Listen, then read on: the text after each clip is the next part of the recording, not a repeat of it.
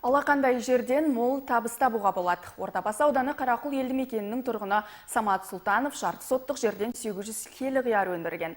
Кәсіпкер мұндай өнімді жылына 4 рет жинай алады. Тақырыпты тілші толықтырсын.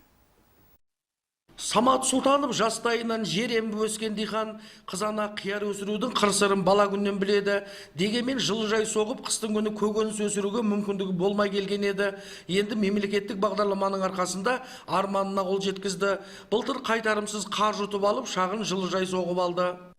Былтыр бизнес бастауды оқып, 555.600 теңге қайтарымсыз мемлекеттен не алдым, көмек алып, сол қаражатқа осы жылыжайды салдым.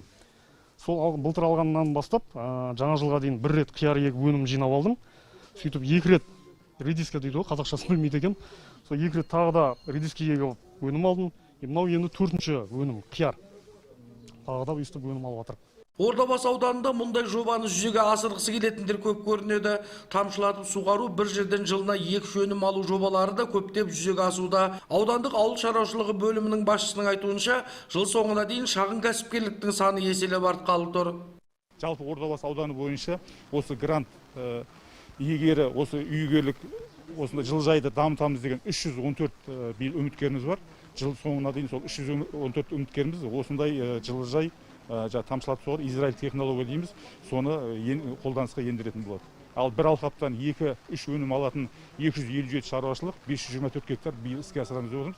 524 гектардың қазіргі уақытта бірінші өнімі егіліп, қазір ол жердің несінде көрініп тұр. Биыл Ордабасы ауданында бір алқаптан 2 өнім алуға ниетті шаруашылықтар саны 257-ге жетті. Олар қазіргі таңда 524 гектарға ауыл шаруашылығы дақылдарын егіп баптауда. Бұл былтырғы көрсеткіштен 3 есеге артық.